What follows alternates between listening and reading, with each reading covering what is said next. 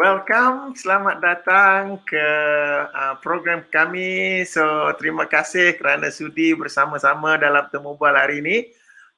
Today we have another topic and today is about real estate.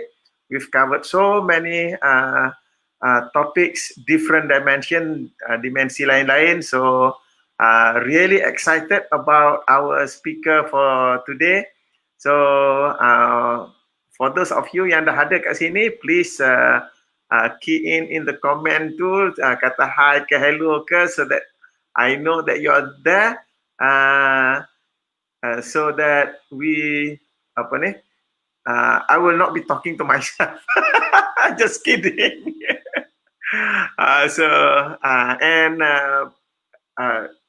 Kita punya interview hari ini, kita akan guna dua bahasa, campur-campur, mixture of bahasa Melayu, bahasa Inggeris. So apa yang selesa untuk tetamu kita hari inilah. InsyaAllah, so kita akan mula sebentar lagi dalam masa 1 minit. So let me know that you are here, put in some comments, and yes, nak remind anytime during the session kalau ada soalan apa-apa ataupun apa komen, just put in the comment section, kat situ ya, komen atau soalan, and kita akan kumpulkan dan sekiranya tetamu kita rasa dia nak jawab soalan tu immediately, then he may do so. Okay, so at any time during the session kalau ada soalan, just go ahead and do that. Okay, so we are already at 9 o'clock, so let me just check with my admin. Are we ready to rock and roll? Okay.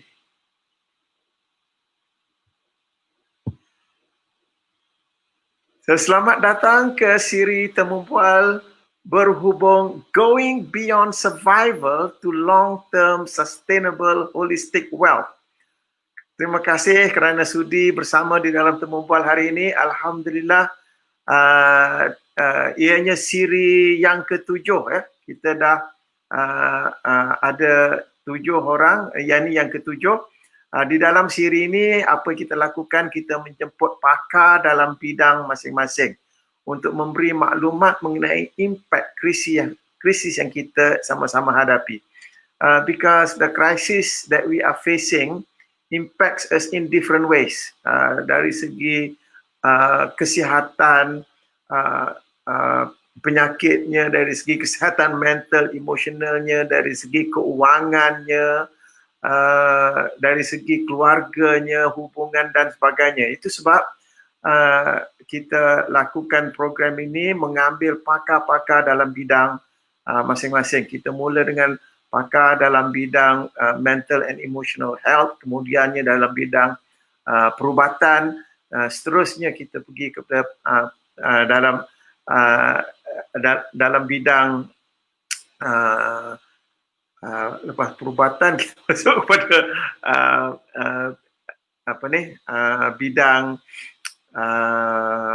Scott, Fauzi, then we have Rajan. So itu dalam bidang personal finance ya, dan kemudiannya kita masih lagi dalam bidang banking dari segi the relief packages that the government is offering, and then we went into family, and lepas family we went into business sustainability. That was yesterday evening.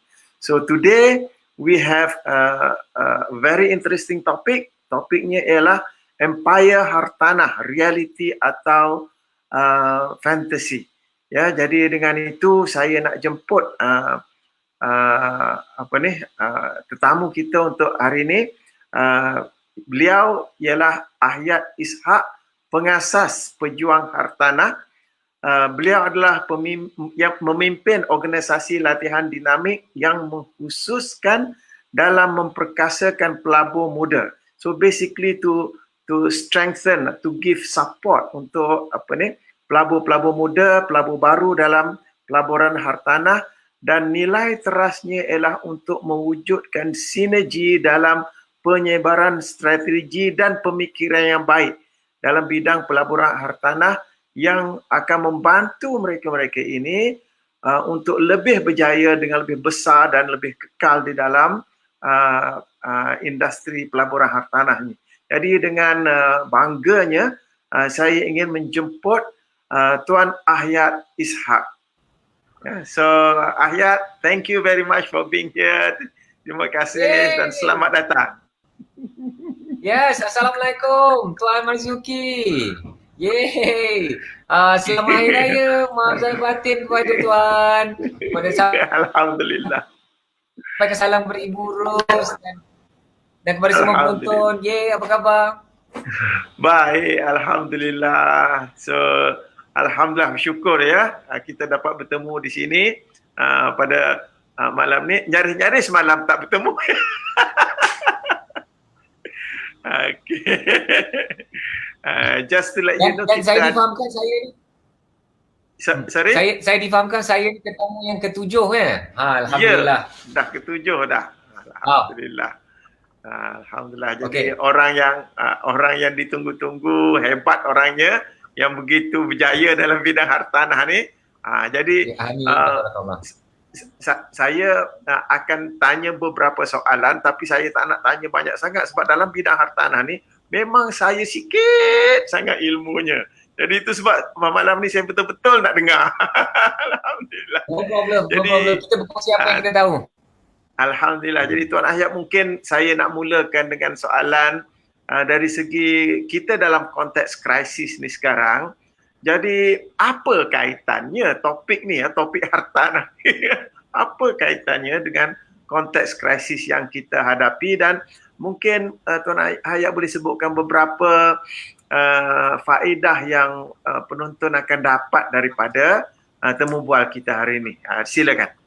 Okay, so yang pertamanya kita bercerita tentang dua perkara penting.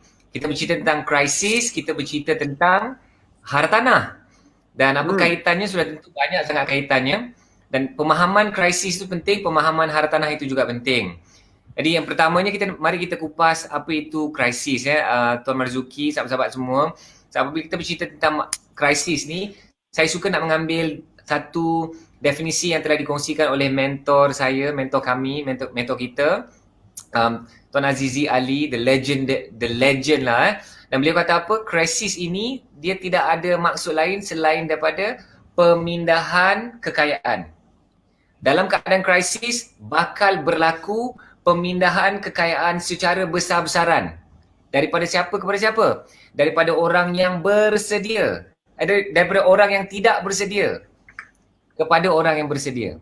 So dalam keadaan krisis, kita dah tahu time and time again, history repeats itself. And this is the interesting thing tau Tuan Marzuki. Why does history repeat itself? It's because human beings do not learn from the past. And history continue to repeat itself. And what history continues to repeat itself? The cycles of crisis. Maksudnya kitaran-kitaran krisis ni sentiasa berlaku. Tetapi apabila berlakunya krisis, setelah beberapa bulan, setelah beberapa tahun, manusia itu dia akan lupa bahawa apa yang jatuh itu tidak boleh jatuh buat selama-lamanya. Dia pasti akan naik kembali. Tetapi after quite a while of decline, most will forget that hey, there was better times. There was times where the economy was good. Ekonomi kita bagus. So itulah psikologi manusia. Bila dia dah menurun, jadi rasa macam oh ni dah tak ada harapan dah.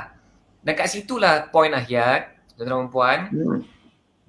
Bila sejarah sentiasa berulang, bermaksud krisis sentiasa akan datang. Tetapi kita kena tengok apa yang berlaku setelah krisis. Sudah tentu setelah berlakunya krisis bakal berlaku pemulihan. Dan apabila berlaku pemulihan, bakal berlaku pengembangan ekonomi. So yes, it has to recover and then it will expand again before it reaches another crisis. So benda ni akan berulang. So sekiranya kita percaya dan yakin bahawa krisis sejarah berulang. Dia bukan berulang 1 dekad, 2 dekad, it berulang 100 tahun, 200 tahun. And if you look further back, you could see the cycles, right? And dah ada orang bijak pandai yang dah mengukur dan mengkaji dan menemui satu trend dan kitaran yang sangat-sangat jelas. Ada yang menemui kitaran 18 tahun dalam real estate and that is numbers in America dan sebagainya.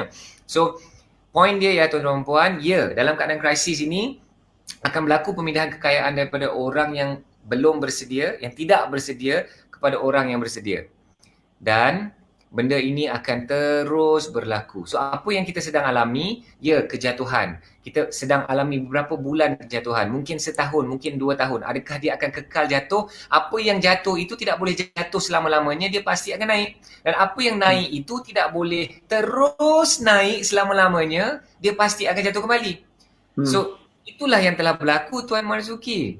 Apabila kita, especially in the property property market, kalau ayat kaji kitarannya memang menaik. Wow, dia seolah-olah naik 6-7 tahun dan pada masa itu bila pasaran hartanah sedang mencanak-canak setelah 1 tahun, 2 tahun, 3 tahun, 4 tahun.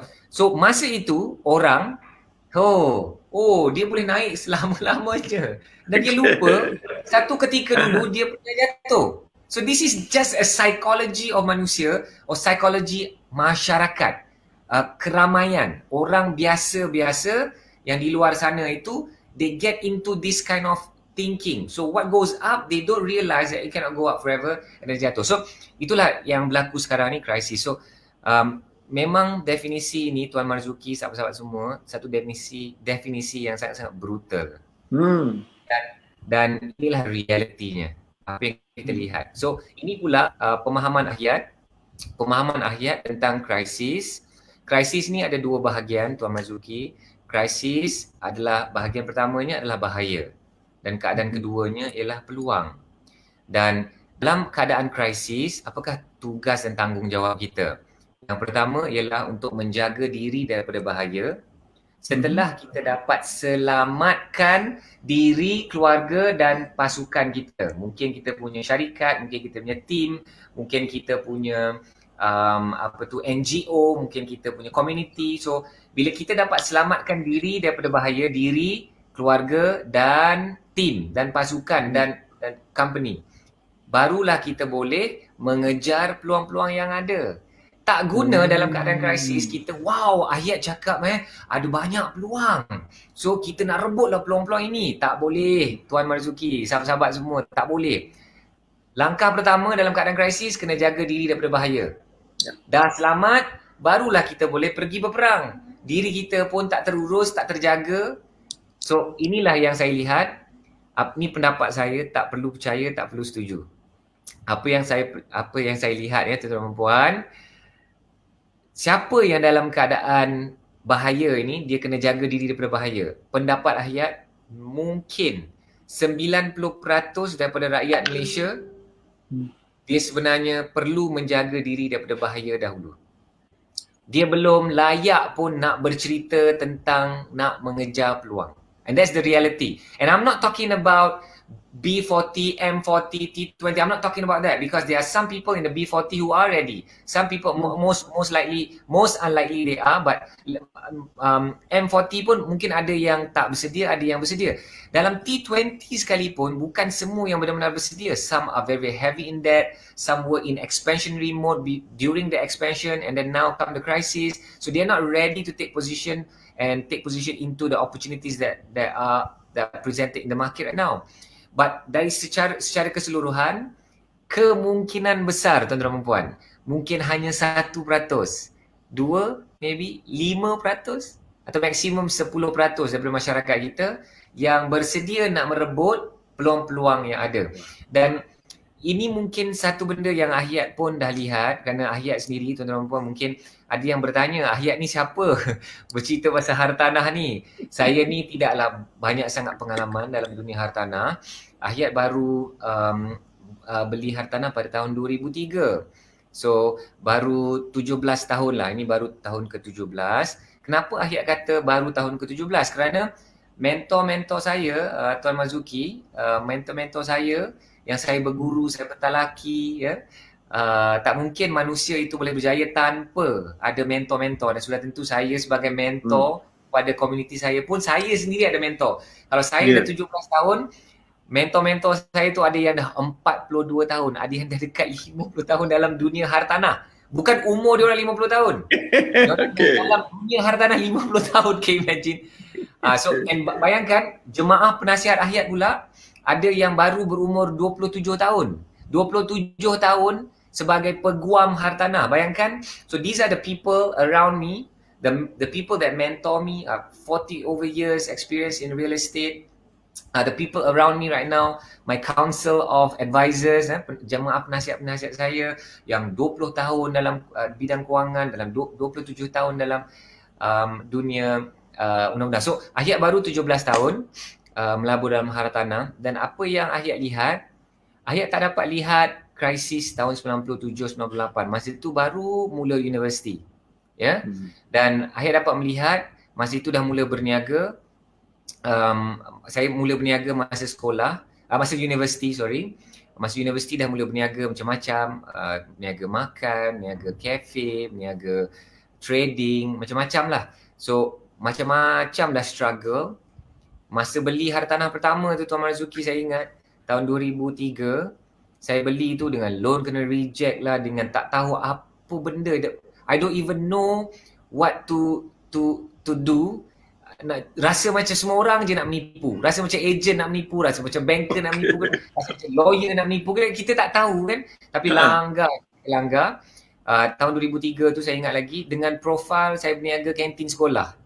So bayangkan masa itu saya ingat lagi masa berniaga kantin sekolah tu, it was my income was only about 1,000 masa tu, and then of course it grew. So with the profile of less than 2,000 ringgit masa itu, 17 years ago, Ahyat beli hartanah pertama dengan profil berniaga kantin sekolah aja. And lepas itu dah ada berniaga-berniaga lain. So we struggle along the way, and kita boleh melihat apa yang telah berlaku pada tahun 2007, 2008, 2009. Global financial crisis tak sangat memberi kesan kepada Malaysia. Tapi kita aware apa yang sedang berlaku di seluruh dunia. And then kita lihatlah the market really swing, Tuan Marzuki, the market really swing in 2009, 10 and going into the peak of 2011 kan. Ya, so itulah yang kita lihat, Tuan Marzuki. Kenapa sahabat-sahabat semua ni beruntung malam ini kerana bersama dengan kita. Dalam keadaan krisis ini, bakal ada satu segmen masyarakat yang akan jadi kaya raya. Dan orang-orang yang jadi kaya raya ini dalam keadaan krisis, mereka adalah orang-orang yang bersedia. Ahyat selalu bercerita pasal bersedia. Apa bersedia daripada apa, Ahyat? Ada dua je persediaan. Persediaan dari segi ilmu dan persediaan dari segi duit. Dua orang ini, dan ketiga, persediaan dari segi jemaah. When you have the right people around you, everything just falls into place. Everything just clicks. Everything is so smooth because you have the right people around you. So tiga perkara ini. Okay. So kalau anda ada bersedia dari segi ilmu. So if you want to go into the stock market, it's going to be crazy time to enter. It's just a crazy good time to enter. If you want to enter the real estate market, it's just a crazy time. Nanti Ahyat cerita some deals that we went into recently, right? Okay, so ilmu tu kena ada. Ilmu untuk benda yang kita nak masuk tu. Yeah? So yang kedua ialah bersedia dengan duit. So adakah pendapatan kita terjejas? Ada di antara kita yang pendapatan kita terjejas dalam keadaan krisis yang disebabkan oleh COVID-19 ini. Tapi ada juga yang pendapatan mereka tidak terjejas. Dan adakah kumpulan ini benar-benar selamat untuk menyerang dalam keadaan krisis? Okay, so duit itu nombor 2, kewangan. Dan nombor 3 itu jemaah penasihat di sekeliling mereka.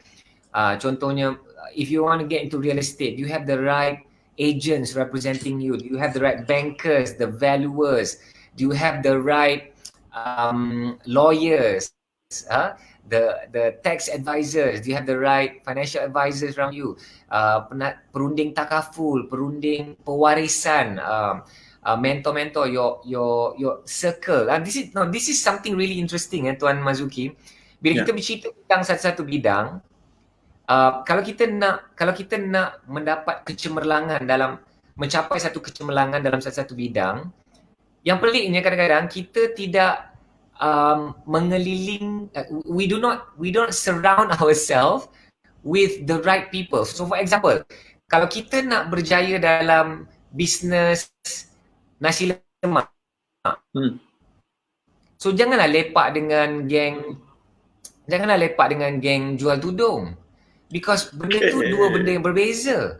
Yeah. So bila saya kata macam tu, benda tu terus kita faham.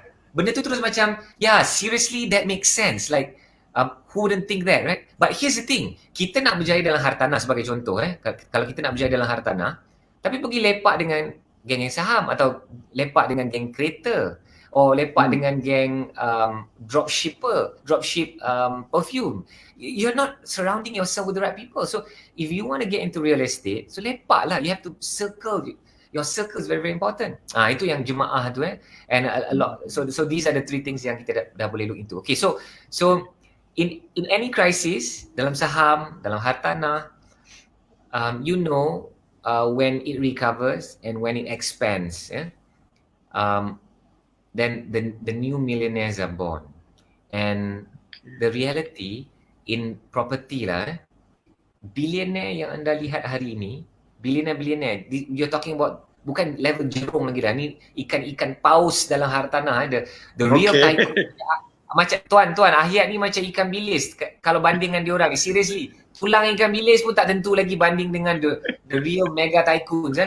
And these mega tycoons, they took position bila?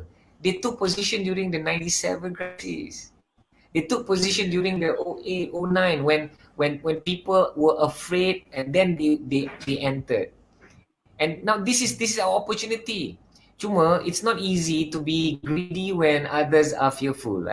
Everybody knows this, And kadang-kadang ada fundamental pelaburan yang sebenarnya boleh diguna pakai dalam semua bidang sekalipun. And one of the things that you have to understand is we really have to be brave, to be greedy when others are fearful, and be very fearful when others are greedy. So I'll give you an example. During the peak of 2013, 2014, when I went down to Iskandar, Malaysia, to look at deals there, to look at opportunities, investment opportunities in Iskandar, Malaysia, down south in Peninsula, kan, kat Johor.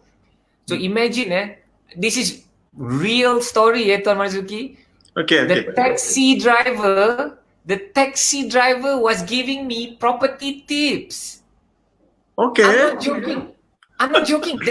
The brother was telling me, hey bro, ini kat Danga Bay ni sekarang tengah boom. I'm like, wow, okay, kat mana lagi? Okay, so, bukan nak disrespect pemandu taksi. Tetapi, this is the same story in the late 97. Bila kita pergi pasar nak beli sayur, makcik jual sayur bagi tip pasal saham.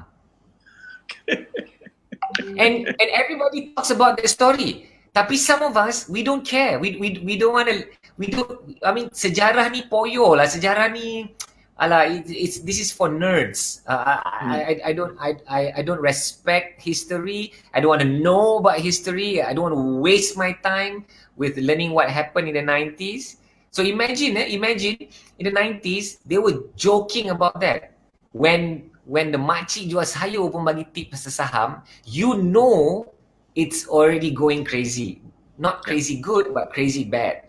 And then it came to the point where bam, it went down, right? So now at the peak of 2013, 2014, I mean, everybody was giving tips like left, right, front, and center, and everybody on social media is a property guru, which is good because we need more people to talk about it anyways. But you know, then there's just that balance right there, right? Yeah.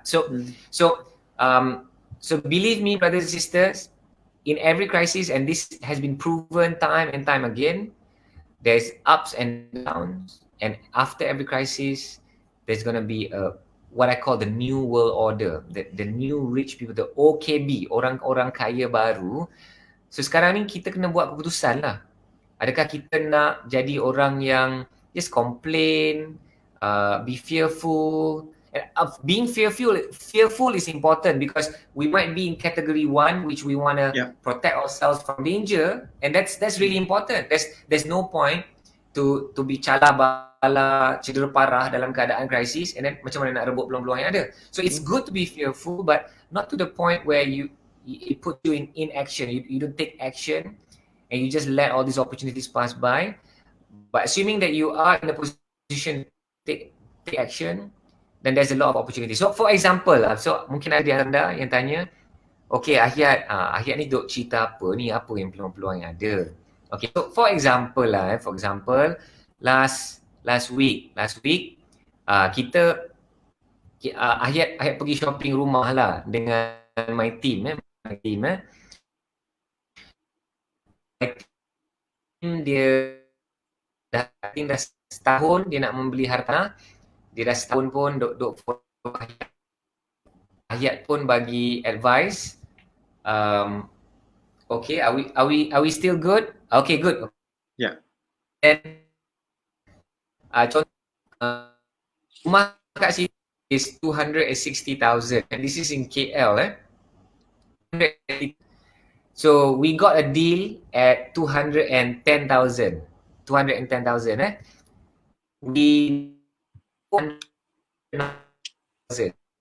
Can you imagine 190,000 and nak jadi rezeki hari Jumaat Syawal ke-6.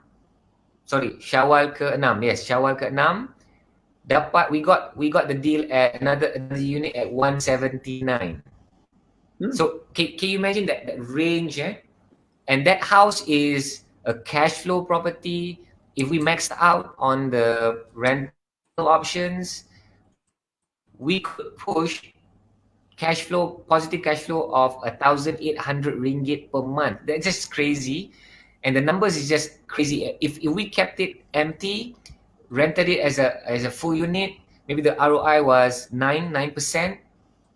And if we could max out the rental option, we could get 70% cash flow percentage. I mean, for some of my alumni, for some of my students, some of these numbers are a little bit more familiar. And that cash percentage is crazy. Like unbelievable. So there are great deals out there as long as to know how to look for it and just in times. So ilmu duit dan yeah. So Tuan Marzuki, is it okay? I feel like I'm just going on and on. Is this okay for you? Is this so far okay? Yes, it's okay for me. I just want to Is this good? This is good because especially yang bila Tuan Ahyat sebut tentang danger and opportunity, bahaya dan peluang. Because kadang-kadang tu ramai orang dia stuck in one position, dia stuck in the danger zone tu, punya takut, dia tak nampak peluang. Dan orang yang tak sedar diri dia dalam bahaya, dia cuba nak rebut peluang, mati. So very good point that you mentioned is supaya kita pastikan kita di luar bahaya dulu, barulah kita boleh ambil peluang. So that is something very powerful, very powerful. Yes. And the other persediaan. Sorry, go ahead. Yeah. Please, persediaan tu. Yang pasal persediaan tu, you mention pasal ilmu. Amat penting sekali sebab kalau orang nak ambil peluang, tak ada ilmu, itu membahayakan diri juga. Jadi itu sebab now I see the relevance you mentioned, ilmu dan juga jamaah, because jamaah tu boleh bantu kita dari segi ilmu yang kita ada gap kat situ. Wow. Betul. Thank you very much. Dan kat sinilah Tuan Marzuki, dan kat sinilah yang ramai orang, yalah, because dia ikut orang, dia ikut mentor. Ya betul, mentor tu penting, tetapi saya fikir tugas seorang mentor itu ialah untuk memberikan tu ajar, bagi tahu kat mana yang dia telah tersadung, tergeliat, terjatuh, yang tercedera, dan dia bagi ilmu yang cukup. Lepas itu, apa yang kita nak, Ahyat sebagai seorang mentor pun, Ahyat nak anak-anak didik Ahyat itu memancing sendiri. So, Ahyat tak suka bagi ikan kepada anak-anak didik. Ahyat suka mereka tu dapat kungfu Ahyat, dapat senjata, dapat peluru. Ialah senjata yang paling berkesan dalam medan perang, ialah senjata ilmu. So Ahyat bagi semua senjata itu dan you lah pergi berperang. I'm not going to fight the war for you because I cannot be there for you all the time. Yes. And I've got my own thing to handle. I've got my own businesses, my own family, and my time can never be paid enough for me not to be with my business, for me not to be with my family. You can never pay me enough to take me away from those two, right? Because that's the most important thing in my life. So I want to help you. I want to mentor you. I want to be your guide. What I'm going to do is I'm going to give you all the guns. I'm going to give you all the bullets. I'm going to give you, and then you figure it out, and then you come back to me, and then we can discuss. I said, the way. And itulah Tuan Marzuki, Ahyat ni, tu, hari bercerita pasal hartanah. Mestinya korang ni terus membeli hartanah. Kerana Ahyat ni lah satu-satu cikgu yang suka bercerita tentang dua perkara ini. Bahawa kita boleh jadi kaya kerana hartanah dan kita boleh jadi sengsara kerana hartanah. Seriously, kita boleh jadi bahagia kerana hartanah. Kita boleh jadi merana kerana hartanah. Dan dalam keadaan krisis, siapa yang masuk dalam medan perang tak cukup ilmu, duit dan jemaah, kemungkinan besar mereka merana tu lebih tinggi. If you enter the game, okay, tak nak cakap game lah. Kalau kita masuk medan hartanah macam medan perang, kalau kita masuk medan hartanah masa ekonomi boom, then the probability of you making a mistake is lower when you enter the game with not enough knowledge, not enough money, and not enough circle. But in a crisis situation, yes, there are opportunities. But if you enter the market with not enough knowledge, money, and the right circle, then the probability of you making a bad mistake is very, very high. Dan kenapa yang nak cerita ni? Kerana kalau tersilap dalam saham, sebagai contoh, beli counter 10 sen, beli 10,000 unit, so belanjalah RM1,000. Imagine, RM1,000. Okay, so kalau tersilap, RM1,000 lah melepas. Oh, menangislah 3 hari 3 malam. Itu RM1,000. Okey lah, kita beli 3 counter. Kita tikam satu kali, 3 tak kena. RM3,000. Hangus. Dalam hartanah, oh, dia bukan RM3,000. Dia bukan RM30,000. Dia RM300,000. Silap-silap RM3 juta. Dan benda ni bukan ikan minggu, tahun, ikat 30 tahun, babe. I mean, ini ikan mati punya tau. Ini ikan mati. So, you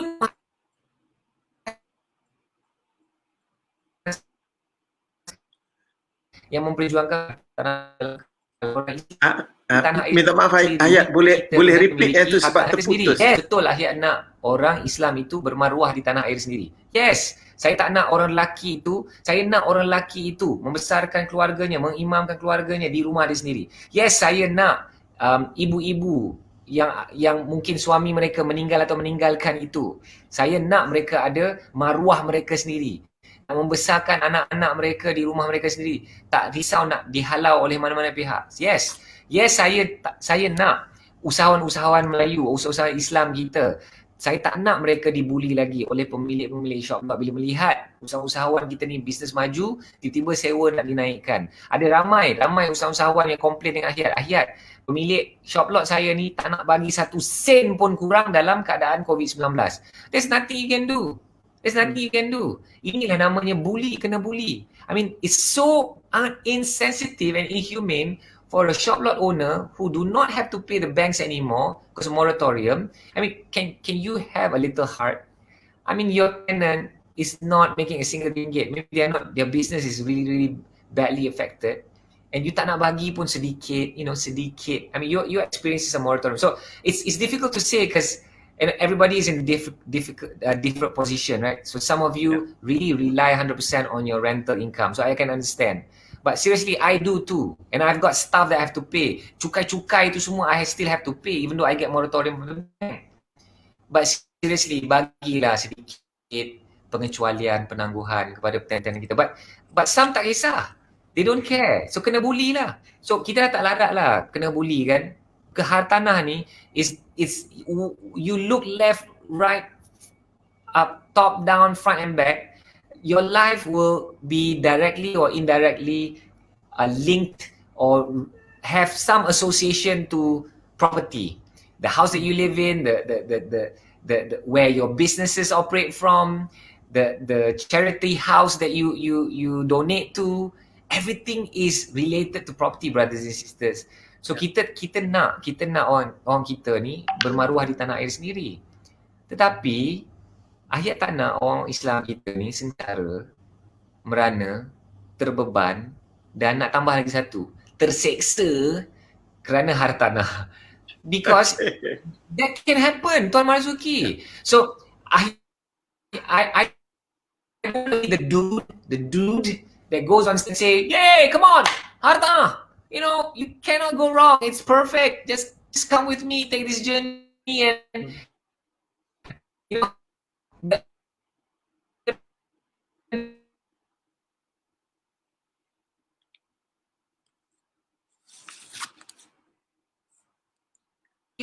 Okay, Ayat, we are losing your audio sekejap. The video sangkut dan audio pun tak masuk. There's no such thing as a perfect.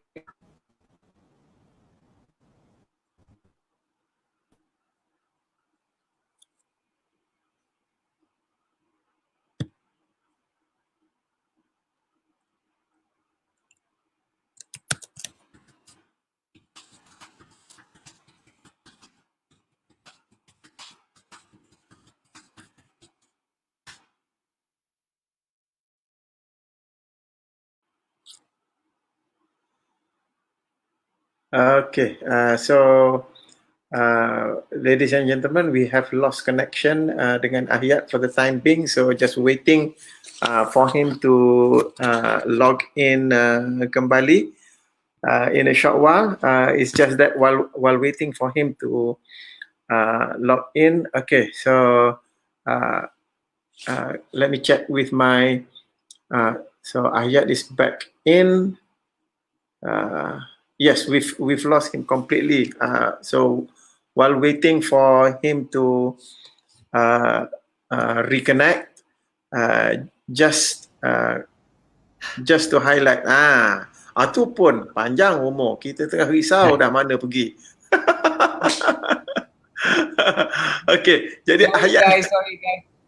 Ayat nak kena rewind for the last 5 minutes. Kita tengah shock dengar terputus. Aduh. Macam inilah cabaran kita kan bila kita dah buat online. So we really rely on technology right now and especially internet. I'm so sorry. Tak tahulah budak-budak Subang Jaya hari-hari hari raya ni dia ada cabaran internet pula.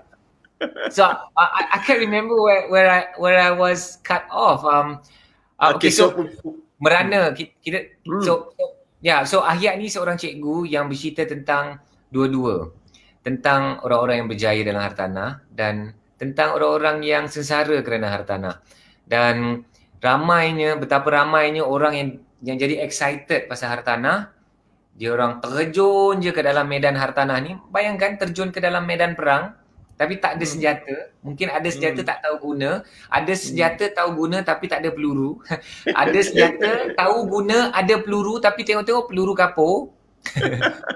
Ada senjata, ada peluru, tahu guna, ada peluru tu betul tapi safety lock tak buka. Okay. So I can go on and on. I can go on and on. And here's the scary part. Bila anda dah terjun dalam parachute, masuk ke dalam medan hartanah, bila dah landing kat medan hartanah, tak tahu guna senjata. Musuh ada depan muka. Musuh kita pula, dia tak ada senapang. Tapi dia ada pisau Rambo. Tahu tak pisau Rambo? Dan cara dia bunuh kita kat dalam medan hartanah, dia kelar leher ni, baiknya bagi kita mati setitis demi setitis demi setitis. It is so brutal, brothers and sisters. We die, kalau anda buat kalau silap langkah dalam dunia hartanah, we die month by month by month by month for 360 months. And it's so not funny. But if you enter the war zone, kalau kita turun ke dalam medan perang, dah bersedia dengan ilmu, duit, dengan jemaah yang betul, then it's gonna be fun. It's gonna be a really beautiful journey. It's gonna be fun. It's gonna be interesting. It's gonna be a lot of great deals. And there's a lot of opportunities to make money. So sekarang ni kita bercerita tentang, sebenarnya nak masuk topik ni tapi dia bercerita yang awal tu pula kan. So, topik kita ni empire hartanah, reality atau fantasi. So nak kena kupas tu, because ada di antara kita yang, hey Ahyat, apa empire ni, you know, I'm just that little guy, you know, rakyat marhain. I'll just be happy if I end my life with one property of my own. Okay, so that might be you. Mungkin anda dalam kategori itu. Tapi mungkin ada di dalam sahabat-sahabat yang sedang menonton sekarang ini, mungkin ada di antara anda yang berimpian besar. Some of you are really aggressive, and you know what you want, and what you want is, you know, ordinary is not what you want. You want extraordinary. So ada di antara anda yang nak membina empire hartanah anda.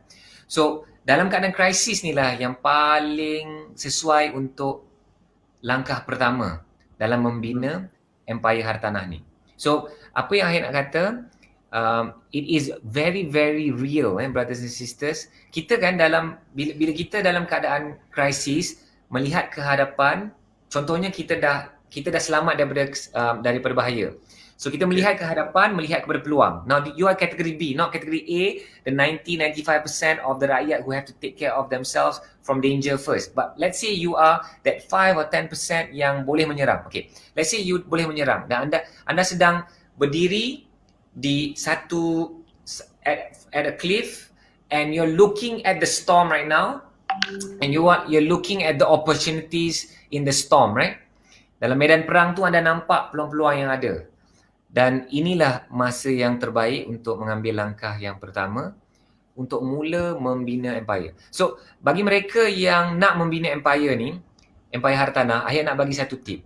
Semua tycoon, I'm not talking about jerung-jerung, I'm talking about the paus, the mega tycoons, the billionaires in the world, semua billionaire hartanah ni satu masa dulu bermula dengan rumah mereka yang pertama. So this could be your first journey. Diorang tu dah, kalau 1 tahun tu 1 chapter, mereka dah 40 chapter, 50 chapter dalam hidup mereka. So kita ni nak mengambil langkah pertama pada tahun pertama, pada chapter pertama. Everybody have to start with the first chapter of their journey, kan? Dia the journey of 1,000 miles begins with your first step, kan? So ni langkah pertama anda. So this is the best time to enter. And bila kita bercerita tentang enter ni, please, some of you please post kat dalam ruang komen anda, komen entry.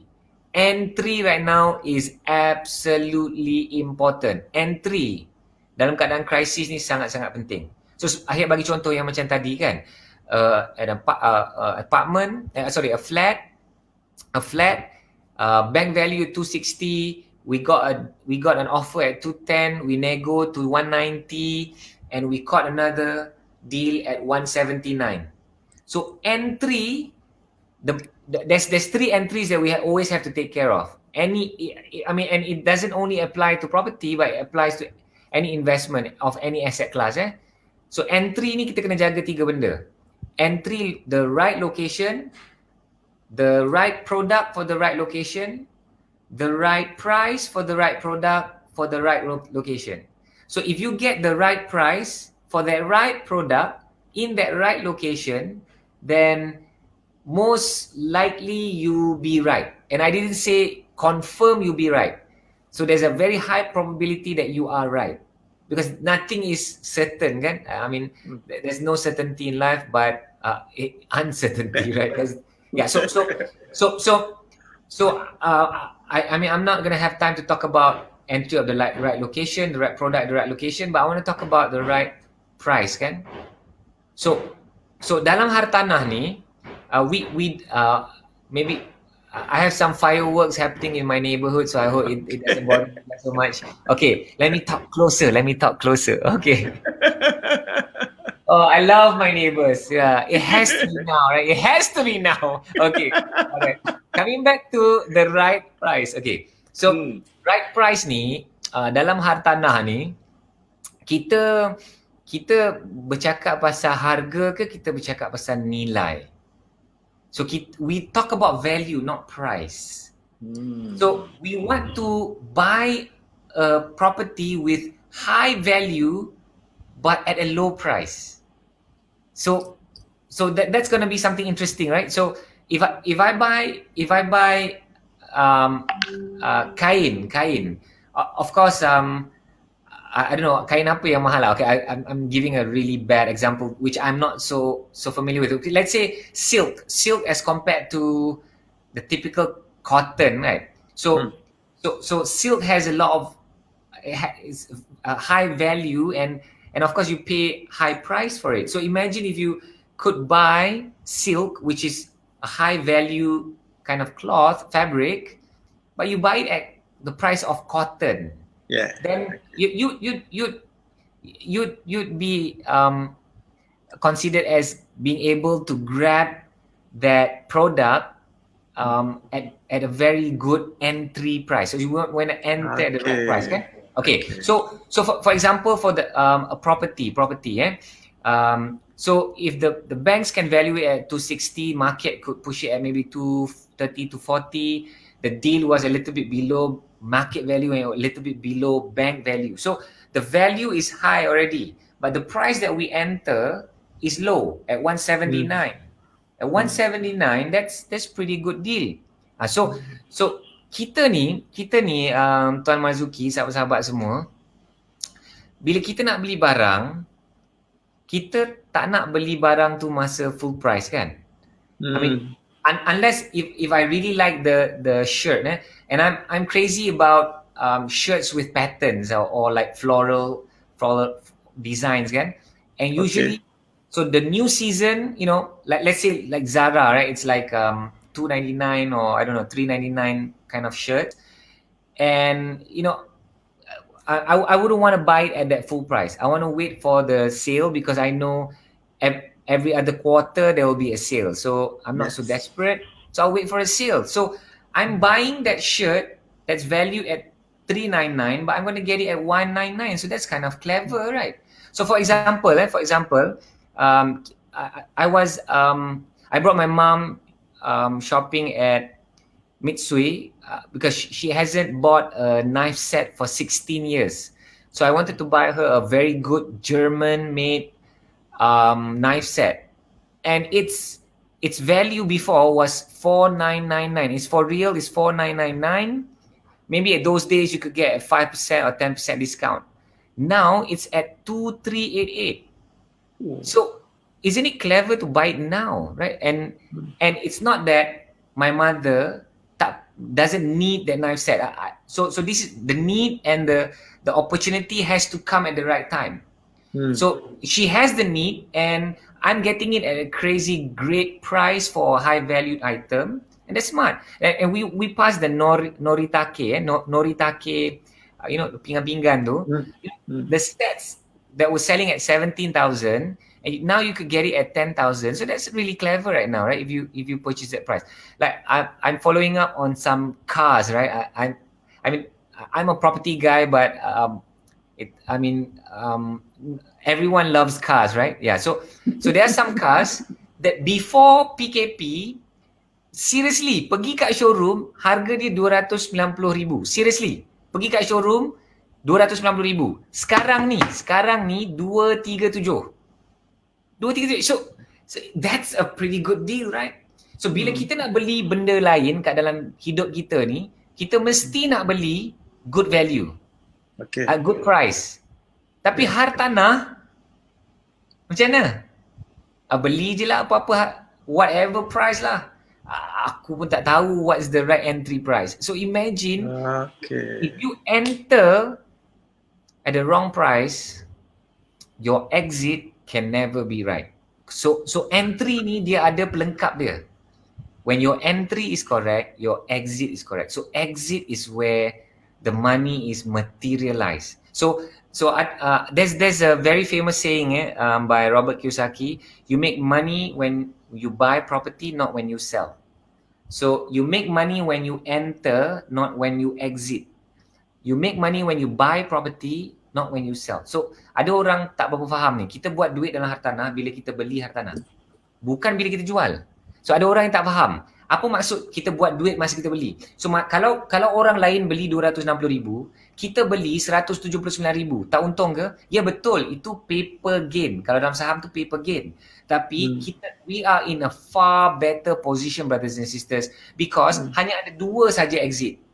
Kalau entry tu hanya ada 2 saja exit. Kalau ada di antara anda yang tahu exit ketiga, saya kena pergi seminar anda. So I only know dua exit. So the first exit is cash flow exit. So sewa, homestay, guest house, sewa bilik, tambah bilik, co-living, co-working, all that cash flow strategies. That's number 1 exit. Number 2 exit is to flip it, or what we call capital appreciation strategy. So we flip it, we buy then rent, we buy then flip, or rent then flip. Technique equity financing or refinancing, technique Rambo. So there's cash flow strategy and capital appreciation strategy. So if your entry is dah salah, exit tak boleh betul. You enter the wrong location. You enter the wrong product at the wrong location. You enter the wrong price for the wrong product at the wrong location. How can your exit be right? So ada orang, Tuan Mazuki, ada orang dia kata apa? Oh, asalkan hartanah, whatever I touch will turn to gold. It's hartanah what? Hartanah dia boleh untung je. So if you buy sampah and then you want it to be gold, I'm so sorry, it doesn't work that way. Tuan Ahyat, that is something that I quite regularly dengar lah orang kata hartanah ni macam-macam mana pun kita beli dia akan naik, kita akan make money. So what you are telling me is different from that, yeah. Yeah. So the biggest lie, pembohongan terbesar dalam dunia hartanah ialah hartanah mesti naik harga. Hartanah mesti untung. Itu pembohongan yang paling besar. Tak tahu siapa yang duk sebarkan benda ni. Yang duk sebarkan ni mungkin penipu besar. Because Ahyat 17 tahun, I'm so sorry that's not the reality of property. So mungkin penonton-penonton kan bila mendengar Ahyat ni bercakap, Ahyat ni pengasas komuniti pejuang hartanah. Ahyat ni dijemput oleh Tuan Mazuki, dah lah dia handsome, dah lah dia awesome, dah lah dia amazing person. Dan dia jemput Ahyat bercerita pasal hartanah. Tapi Ahyat nak bercerita benda yang buruk pasal hartanah. Ahyat ni dia ada dilema ke, dia otak dia betul ke ni? But here's the thing, Tuan Mazuki. Yeah. Now, so some of our friends yang tengah mendengar ni, how do you feel right now? Are you excited about property, listening to the dark side of property and to the Jedi side? I mean, the bad side and the good side. So apa perasaan anda? Cuba komen sikit. Because here's the thing. If I've already discouraged you, then I'm okay. I mean, Ahyat tak untung, Ahyat tak rugi. Kalau anda nak berjuang, pun let's go. Oh, I like that. Sumayya said confused je. Orang yang confused, dia senang kena con. So you jangan confused. Okay, I'm gonna try to rescue the situation so that you guys won't be confused, right? I mean, Sumayya has been so amazing. She's been commenting since the start, right? So thank you so much for some of you who are amazing. Ibu Rose is also with us tonight. So thank you so much. Okay, so there are some big lies and myths in property, and one of it is whatever you touch turns to gold. And that's why a lot of people get into a lot of trouble buying property and then finding out that it doesn't make them a ringgit more expensive, more rich or more wealthy, but instead it's just so much yeah, it's just so terrible. So we don't want that. We don't want it. We just okay. So here's the thing, Tuan Marzuki. Some people might be discouraged. Okay, that's fine. But I'm looking for the people who still want to go to war with me, having heard the horror stories. So it's gonna be different tau. So sekarang ni, ada di antara kita ni nak membina empire hartanah ni, dia percaya ia boleh jadi reality. Itu topik kita malam ni. So dia nak masuk ke medan perang bersama dengan Ahyat. Dan mereka ni dah dengar semua horror story ni, mereka nak masuk dalam keadaan bersedia secara mental. So I know I'm entering a war zone that is very, very brutal. If I get it wrong, I'm gonna make a big mistake. I'm gonna rugi besar. You know, it's not that I'm just gonna untung mudah-mudah sahaja. So it's gonna be a different kind of army that I'm bringing into the war zone. Does that make sense, Tuan Marzuki? Yes, it does. It does make sense because when you mentioned that way, I remember something about 20 years ago. Masa tu Robert Kiyosaki dia datang ke Malaysia, and dia selalu datang kat sini, and dia punya fans tu every time dia datang, Robert, can you bring us tell us about the investment that you are making apa semua. And then I really appreciate Robert pada masa tu dia kata, look, if you want to go into investment with me, I want you to know the risk. And when you invest, only use your risk capital. Risk capital means you can afford to lose it all. I do not want your saving. I do not want something that you borrow from someone. If you lose all of this, I want the people who will come back to me and say, hey, Robert, that was interesting. When's the next deal? Jadi, this is what I appreciate about what you are saying right now. Bagi tahu berita buruk dan berita baik supaya orang yang bersedia untuk terima berita buruk tu, dia join you. Sekiranya buruk tu berlaku, it's okay. Dan sekiranya yang baik tu berlaku, dia dapat terima habuan daripada situ. Wow, so tell it as it is. Yeah. So Ahyat juga takut satu benda yang paling mengerikan dalam pelaburan, which is misrepresentation. So misrepresentation in some countries can end you up in jail, right? Yeah. So if you're talking about, if you're a real estate agent, if you're an investment consultant and you misrepresent, it's really serious offense and you go to jail. Like, people really go to jail because of that, right? But in Malaysia, people can just go freestyle. It's just cowboy land. I mean, you just say what you want to say, even though you know it might be crap or it's just vomit that you just sucked in and you just vomit out again. I mean, Malaysia is just amazing. It's just freestyle, cowboy line. So I love that. The risk capital. I love that. Okay. So malam ni, I really want people to get excited about property. So there's a few categories lah, a few categories. Ada di antara anda yang mungkin nak membeli rumah pertama. So selama ini mungkin ada di antara anda yang menyewa. So maybe it's time to buy your first property. So of course dalam apa-apa kategori yang Ahyat nak ceritakan ini, kewangan itu yang sangat-sangat penting. So Ahyat ada satu mutiara kata-kata keramat yang sangat-sangat famous lah, which I've been sharing in all of my dakwah before. Segala keputusan hartanah adalah keputusan kewangan. All property decisions are financial decisions. So Ahyat ada program macam Combat Hartanah, di mana kita buat group coaching untuk nak bagi tahu anda macam mana nak susun kewangan untuk beli hartanah.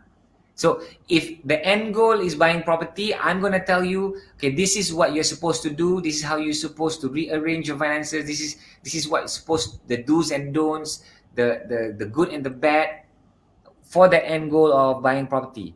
If there's something else that you want to achieve, then look for somebody else. But I'm going to be that great guy that's going to give you guidance. I want to guide you to susun kewangan tu. And rupa-rupanya ada 4 syarat.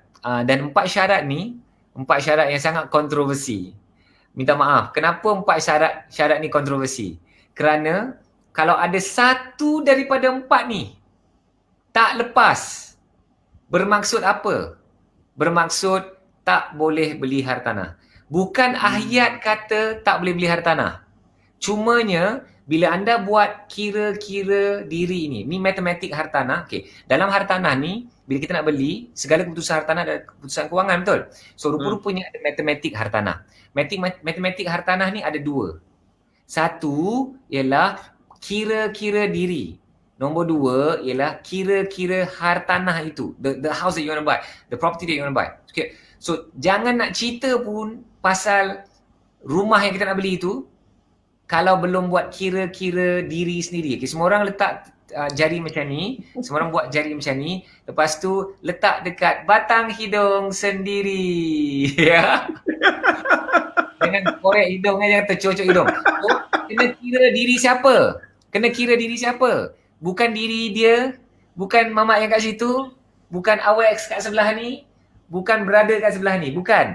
Tapi kira bukan dia, bukan ni, burung hantu ni, bukan. Tapi buat kira-kira diri sendiri. Seriously, Tuan Marzuki, this is like 7 out of 10 people don't do their proper kira-kira diri. And rupa-rupanya kira-kira diri ni ada 4 syarat. So, mana-mana satu syarat ni langgar, dia tak boleh nak beli hartanah. So, apakah 4 syarat ni? Yang pertama, dia kena tahu berapa layak dia. Adakah dia layak beli hartanah? Pergi kat bank boleh dapat pembiayaan. So pembiayaan bank, layak dapat pembiayaan bank. Itu nombor 1. Kita kena kira-kira. Nombor 2, apa yang kita layak tu tak semestinya kita mampu. Apa yang kita layak itu tak semestinya kita mampu. Ya betul, saya bawa diri kepada bank, saya boleh dapat financing RM3,000, tiba-tiba saya tak mampu nak membayar RM3,000. Pelik ke? Ajaib ke? But itulah, that's just the norm that's happening right now. Apa yang kita layak itu tak semestinya kita mampu. What you are eligible for, you might not necessarily be able to afford. Okay? Yeah. So mampu tu kita kena kira.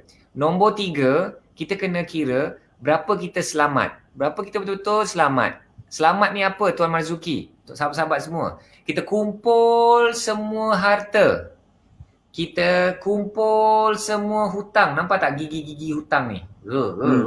So gigi-gigi hutang ni tak dapat nak gigit harta kita because harta lagi banyak daripada hutang. Itu selamat. Tapi ada orang, dia kumpul semua harta. Dia kumpul semua hutang. Hutang ni lagi banyak daripada harta dia. Aduh. So you know what I'm saying? Yes. So orang yang hutang lagi banyak daripada harta, tak selamat lah. Yeah. Nak beli hartanah lagi macam mana? Nak beli cash confirm tidak. Hutang dia belum banyak sangat. So confirm dia nak berhutang lagi. So berhutang lagi atas keadaan yang dah tenggelam, dah lemas dalam hutang. It's not a very smart thing kan. Okay, itu nombor 3. Nombor 4 tu peti kemarau. Some people buy property tapi dia tak tahu pun berapa emergency fund yang dia perlu ada. So ayat ada formula ayat sendiri. Ada orang dia kira terus perbelanjaan bulanan. Perbelanjaan bulanan ni pun ada formula ayat sendiri. Ada benda yang kita akan keluarkan daripada perbelanjaan bulanan ini, the absolute essential living expenses ni, I want to pull out from your monthly expenses. And I want to count this. 1 bulan tak cukup. 3 bulan, sorry tak cukup. 6 bulan is the benchmark.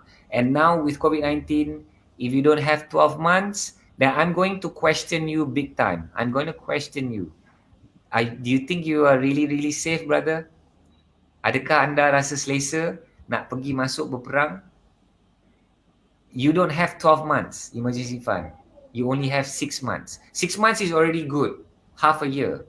But in this crisis, I'm not gonna give you the green light if you already have 6. but I'm going to question you. So banyaklah benda yang kita buat. So semalam I was able to coach a friend and her two children who are both married with their spouse. So we had about 6 people last night. So I coached them for 5 hours on matematik hartanah ni, kira-kira hartanah ni. And syukur alhamdulillah, the verdict was yes untuk empat-empat syarat. So they were a very good family. Not only that they were very loving, not only that they had a very good relationship and they were really fun with each other, they were really open about personal finance, about their numbers. But the most important is diorang ni, they don't rack up debt, unnecessary debt, and they were pretty good in managing their finances. So I gave the green light, and they could buy millions of ringgit of property to a certain extent with the brief time that I have with them. So sebelum nak membeli hartanah tu, kena tengoklah selamat atau tidak, layak, mampu, selamat atau kita dah cukup dah peti kemarau kita. Then we can go for it. So I've got group, you guys can follow me on my Facebook page. We've got we always update the program. Tuan Mazuki, we always update our program, especially for this group coaching. We do it 100% in Zoom. It's a 2 weeks program where we really help you. There's 3 classes, the first Monday and then that Saturday, and then we're going to meet again that following week on a Friday. So I'm going to give you time to look for your documents, to betul-betul kira berapa sebenarnya belanja dapur. Now, Tuan Mazuki, imagine if I ask you, katakan ada di antara anda yang nak membeli hartanah dengan Ahyat sekarang. Ada di antara anda yang nak. Dan Ahyat tanya, bulan depan berapa belanja minyak, petrol, berapa belanja barang dapur, berapa belanja tol, berapa? And bayangkan kalau ada orang tak boleh nak jawab. Lepas tu nak beli benda sebesar komitmen nak beli rumah. And you don't even know your income, your expenses, the assets that you own, the debt that you already have. How can you even talk about property? So dia kena buatlah yang tu dulu. So kita susunlah dulu kewangan. So I think that the most important tip that I can give sahabat semua, tengok balik layak kita, mampu kita, selamat kita, and peti kemarau yang kita ada ni, adakah kita dalam keadaan yang bersedia untuk membeli hartanah dalam keadaan krisis yang sedang banyak sangat peluang. So bagi mereka yang dah bersedia, Tuan Mazuki, imagine kita nak pergi memancing ikan. Okay, jom boleh tak anda komen? Saya nak pergi memancing ikan. Allah, Ahyat ni cerita pasal medan-medan perang ni, Tuan Mazuki. Dia rasa macam brutal sangat lah. Memang brutal. Brutal betul lah. Tadi ada pisau Rambo pula lah. Aduh. Tak best lah. Terkejut Ibu Ros. Lalu kalau adegan tu, kalau tengok cerita-cerita Hollywood ke Bollywood ke, adegan yang macam ni, kita tutup mata. Ada. Saya nak belajar pasal hartanah, Ahyat duk cerita pasal bunuh-bunuh pula ni, mati-mati pula. Okay. So jom, kita nak cerita Najib Ghazali. Tengok. Selama dia menonton kita, bila cerita pasal memancing ikan, baru dia komen. Terima kasih. Okey, jom. Kita nak memancing ikan. Ikan tu hartanah. Ikan tu hartanah lah. Nak pergi mancing. So rupa-rupanya nak pergi mancing ni kita boleh pilih. Rupa-rupanya ada 3 kolam. Ada 3 kolam nak pergi mancing ikan ni. Dan dalam 3 kolam ni, 3 jenis ikan ni dia berbeza. Ada ikan yang kolam pertama ni, ikan dia suka main kat permukaan. Dia kalau nampak umpan yang kilat-kilat, yang main jentik-jentik kat atas permukaan tu, dia geram. Okay. So ada kolam kedua ni, dia suka main kat lumpur. Kita kena cari kat lubuk-lubuk lumpur tu. Okay. Lepas tu yang nombor 3. Nombor 3 ni, ikan ni dia punya duri dia lain macam sikit. Duri dia kat ekor. Yang kat depan ni, duri dia kat kepala. So, apa yang kolam-kolam ni? So, kolam pertama ni, tuan-tuan dan puan, ialah kolam kita beli hartanah daripada pemaju.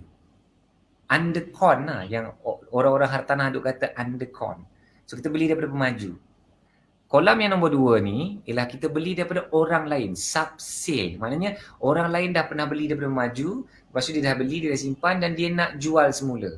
Ada banyak peluang kat situ juga. Dan ada kolam yang ketiga ni.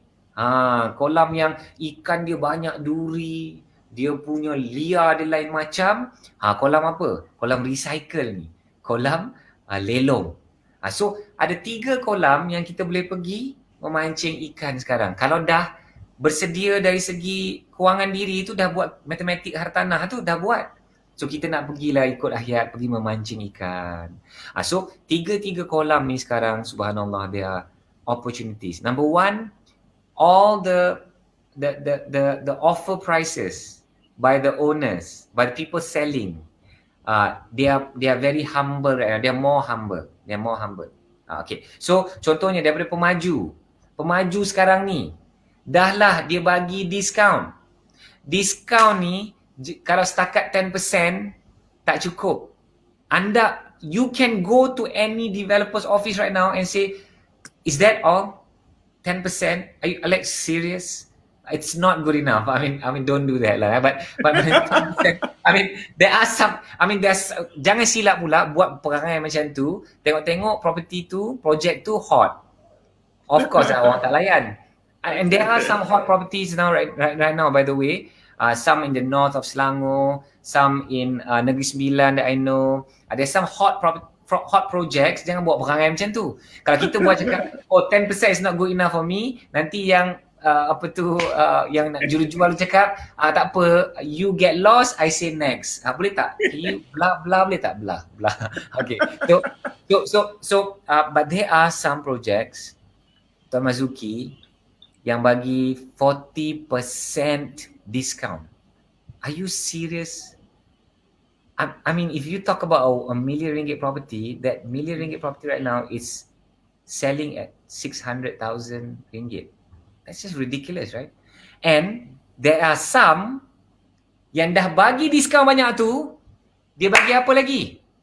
Dia bagi 2 tahun percuma financing. Tak payah. Kalau ambil financing, 2 tahun bayaran bulanan tu, pemaju tu bayarkan.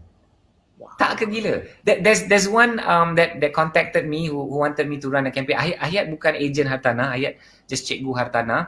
Tapi kadang-kadang pemaju ni jumpa because Ahyat ada follower dan diorang kata, Ahyat tolonglah bagi tahu ada promosi yang bagus. So I don't take any commission in selling property. I don't, and that's not my intention. But if the project is not bad, Ahyat sendiri rasa okay, that I don't mind telling my followers. So for example, 2 tahun dulu, 2018, rumah tu dijual 700,000. 2019, rumah sama dijual 600,000. Masa PKP dijual 498,000. Isn't that crazy? Maksudnya, right now you can buy a terrace house. Sebelah kanan, Mamat tu beli at 700,000. Sebelah kiri, Mamat tu beli 600,000. Aku beli 498. And there's nothing you can do. Nothing consumers can do. Because sama juga macam baju. You cannot go to Zara and saman Zara. I bought this baju at 399. Kenapa sekarang you jual at 199? Suka hatilah aku nak buat sale ke apa kan. That's just the way it works. Kenapa Apple aku beli hari tu RM5 kan, sekarang ni RM3.50. So I mean you cannot do that. That's the open market kan. So that's what we are facing right now, and especially brother, tuan-tuan puan, kalau anda dalam keadaan nak upgrade rumah. So contohnya sekarang ni duduk flat, nak upgrade condo. And if you are ready, katakan sekarang ni rumah teres, nak upgrade semi-D yang ada tanah, yang in a good neighborhood, is gated and guarded. Subhanallah, the deals are just so amazing. You just enter any sales gallery, you be honest with the sellers, the developers. You could just make any deal that you want. Seriously. Okay, so sub-sale. Yang Ahyat cerita daripada awal tadi lah. Yang bank value 260, we got an offer at 210, we nego at 190, and we caught another deal at 179. So sub-sale market. orang dah makin rendah diri. Dulu, oh tak ada, aku nak jual 260. Engkau tak nak beli, get lost. Asin next. Sekarang ni, kita pula cakap ke dia. Abang nak jual 260, abang, saya tak beli kat abang. Saya ketuk pintu jiran, saya tanya jiran pula So of course, the deal is different lah in sub-sale market, and there's a lot of good deals in sub-sale jugalah. And some people say sub-sale ni it's a good deal because under construction dengan pemaju ni rumah belum siap lagi. So sub-sale ni rumah dah siap, so kita boleh membeli. Okay, so itu sub-sale punya deals. And the one that I really want to talk to the fans out there is the lelong, kolam lelong, Tuan Marzuki. So memang we're going big in lelong in my alumni, and we are already starting to see some good deals, insyaAllah. Lelong belum ada lah, lelong belum ada sangat lagi. I think baru ada yang last week masa bulan Minggu Raya tu itself dah ada so we are expecting the good deals to come in, and that's where we are really excited to enter tu. Ingat entry tu kena tepat. Entry tu we want to enter at the right price. Now imagine dah ada banyak benda-benda, I don't know how to say it on air. I mean rumah macam mana? I mean we call it lah, geng hartanah ni we call it rumah dara. Maknanya rumah yang baru, yang cantik, yang tak pernah orang masuk dalam rumah tu, itu masuk lelong. Because a lot of people think rumah lelong ni rumah buruk, is run down. Dia ada pokok cherry, tapi pokok cherry tu bukan kat luar rumah, pokok cherry tu kat dalam rumah. So we have that thinking of rumah-rumah lelong ni is very very bad shape dan sebagainya. Tapi zaman sekarang ni, wow, banyak rumah-rumah cantik yang masuk lelong. So there's a lot of opportunities right there. Sahabat saya tu, Abdul Ghaffar, dia bila cerita rumah-rumah dara ni, dia excited kerana dia nak banyak rumah dan dia nak banyak orang rumah. Bahaya tu ayat. Bahaya. Jangan bahaya. Dia tak banyak kota tu. Dia ada satu je kota lagi, bayangkan. So dia aggressive investor dan orang rumah. So and that one we have a class on Saturday ni, Tuan Marzuki. Yes. I was about to ask you the question sebab kita pun dah almost end of the interview time, because apa yang Tuan Ahyat sebutkan malam ni is a very valuable and what I consider as expert punya opinion ya. So that's why I'm bringing you in supaya kita boleh nampak peluang dan kita boleh jaga diri kita daripada bahaya bila kita ada persiapan, bila kita tahu entry and so on. So all of those are very valuable. Jadi for the benefit of penonton-penonton yang nak tahu lebih lagi dalam apa yang Tuan Ahyat lakukan, boleh tak tolong announce, let them know, and then they can go and contact you directly. Okay, so maybe the technical team. Okay, thank you so much. Itulah best sangat team Tuan Marzuki ni. They're so professional. Okay, anda boleh nampak tu pejuanghartanah.com/lubuk lelong. You can check it out. The class is this Saturday. Ahyat bukan Ahyat yang akan pimpin the whole class. It's a one day class plus 2 Zoom sessions plus 1 live lelong session. So maksudnya nanti bila betul-betul ada lelong, so we are going to track the lelong. Maknanya okay, rumah ni berapa bidder masuk? Oh, rumah ni ada 13 bidder masuk. Mula-mula 250,000 but winning bid is 350,000 for example. So at least you have a sense of the reality, because Tuan Marzuki, I selalu sebut something. Setelah mencari ilmu, kita mesti terus beramal. Saya belajar daripada Ustaz Sabran, dia kata apa? Hanya orang beriman akan beramal dengan ilmu yang dia belajar. So So bayangkan kita belajar ilmu agama tapi kita tak amalkan. Itu tak beriman lah. Setakat pergi tazkirah je. Tapi tak buat apa-apa yang dicerita pasal ustaz. Ustaz tu cerita kena solat 5 waktu, kena solat yang sunat, yang kena pelengkap tu, dan kena buat amalan itu, zikir itu, baca Quran. Tapi dia dengar lah. Oh, itu pun dah pahala, dah syukur. Tapi orang yang dah belajar ilmu itu dan dia amalkan ilmu itu, barulah dia orang yang beriman.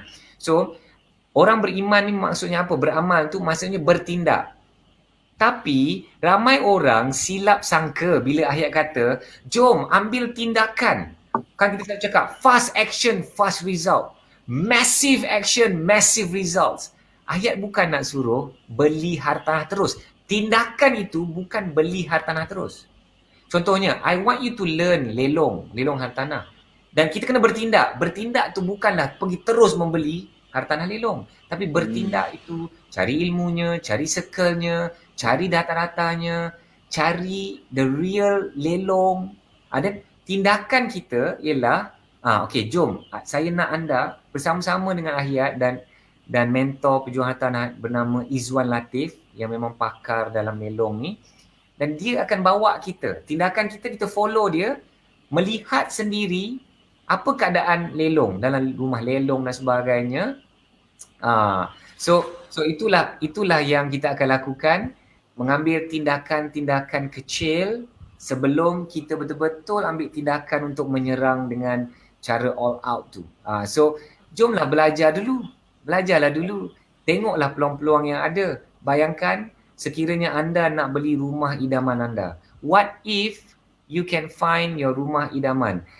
Tuan Mazuki, do you know rumah-rumah agam yang dulu listing for 8 million, 7 million, sekarang ni only listing for 3 to 4 million. Memang 3 to 4 million tu very very expensive, but for some of you who are in the position to purchase, I mean, before you want to buy at 7 million, or do you want to buy now at 4 million? That's a lot of discount, kot.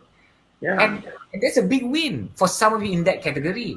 What if you want to be in the lower category? Dulu rumah-rumah yang 2.2 million, some of those beautiful 3-story houses in the east side of Kuala Lumpur and certain Kuala Lumpur area, kan, and maybe in the KLCC area, you're talking about maybe the 2 million ringgit houses that you can catch it at maybe at 1.5, 1.6. What if your next dream house is there? And what if your investment property, your first investment property, or your subsequent, maybe you've already have 5, you want to add 6 or 7, you want to 10, you want to build your empire. What if during this next swing, we are able to catch the good deals? And here's the thing, Tuan Mazuki, kalau ada di antara anda yang rasa sekarang ni tak bersedia, I want to tell you, all of us have enough time. Why? Because I'm expecting the good deals to come end of this year and possibly even beginning of next year. So ada setengah orang yang boleh menyerang sekarang. Tapi jangan risau. Penangguhan bayaran bank, moratorium itu akan berakhir September 2020. September 2020. So, Panadol yang kerajaan bagi kat kita, bekalan Panadol itu berakhir bulan September. Bulan Oktober, semua orang kena mula bayar balik bayaran financing mereka kepada bank. Time tu, sakitku di sini, sakitku di sini, sakitku di sini, semua akan menjelma. That's when we're going to see the real reaction to the property market in October. The final quarter, October, November and December, kita akan lihat apa yang sebenarnya akan berlaku. Dan dah dengar desas-desus yang ada persatuan-persatuan pengguna yang nak push the government to extend the moratorium from ending in September 2020 to ending in December 2020, at least the full year of 2020, and then at least allowing the repayment to start again in January. I don't know, most unlikely it will happen because this involves the banks, and the banks, we have to keep the banks healthy also. But what if it just ended in September? So we're going to see a lot of the peluang-peluang lelong end of this year. So we have enough time to sort out our finances, to gather the right ilmu, the right circle, and then kita boleh lihat peluang-peluang yang ada nanti. So takkan nak tunggu Disember baru nak cari ilmu. Sekaranglah kena belajar dengan Ahyat dan dengan Izzuan Latif hari Sabtu ni. Everything's online of course.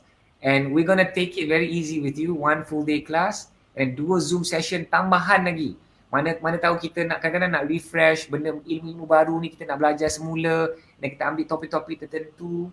Lepas itu the best thing is bila ada a real lelong, we're not asking you to beli terus. We're asking you to just come with us and check it out. Just follow.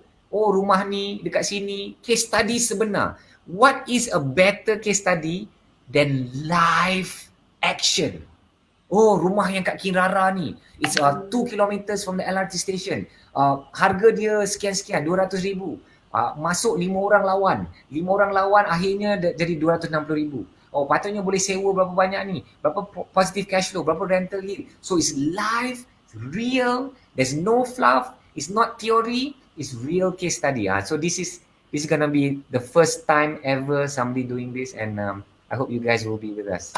Yeah. Okay. Thanks. Tuan Ahyat, terima kasih banyak. I really appreciate your being here because yang pentingnya ilmu itu adalah ilmu yang datang daripada kemahiran, datang daripada expertise. Ya. Sebab kita tak nak ambil ilmu daripada orang yang tak tahu. Kita ambil yang macam tu ayat kata orang ni cakap macam ni, cakap macam ni, kita tak tahu dia tepat atau tidak. So that is why we are having this series of interview. Itu sebab saya menjemput Tuan Ahyat malam ni supaya penonton-penonton boleh dapat ilmu yang tepat dalam bidangnya. Itu sebab Tuan Ahyat dalam bidang hartanah, that's what we want. And saya sendiri, saya punya note punyalah banyak kat sini. I am learning. So again, thank you very much. May Allah reward you for the effort that you are doing, and may Allah reward you for being here with our in this interview today. So Alhamdulillah, thank you very much. Thank you. So I hope that the audience yang ada, you have gained something valuable to you. I know that I have gained that valuable. Yeah. So before we end, just an announcement for me to make. Sebab kita ada satu lagi interview, and that interview will be tomorrow and Wednesday 3rd of June. The interview will be at 9 p.m. juga, and this interview will be the topic is on the 10 secrets about wealth creation. Wow. And this person is Dr. L. Michael Hall, the director of the International Society of Neurosemantics. Tadi aja baru saya fikir, kita start dengan a speaker from Denver, Colorado. Lepas tu kita akan akhiri kita punya interview from a speaker from Grand Junction, Colorado. Jadi somehow it turned out to be that way. Rezeki kita, Alhamdulillah. So I hope that if you want to learn about the neurosemantics ataupun the structure of wealth creation, so please come in and listen to Dr. Michael Hall. So again, untuk semua yang hadir pada malam ni, saya ucapkan terima kasih kerana hadir, dan apa yang link untuk session yang Tuan Ahyat akan adakan pada hari Sabtu ini, insya-Allah kami akan juga hantar melalui email kepada semua yang register. Yang siapa yang register, kami ada email address. We will also email that link to all of you. So with that, terima kasih banyak-banyak. Semoga Allah memberkati kehidupan kita dan menjaga kesihatan diri kita dalam kita menangani isu yang kita hadapi sekarang ini. Dan mudah-mudahan Allah akan menjaga kita seterusnya, bukan setakat survival, we go into thriving after this pandemic. So with that, Assalamualaikum warahmatullahi wabarakatuh.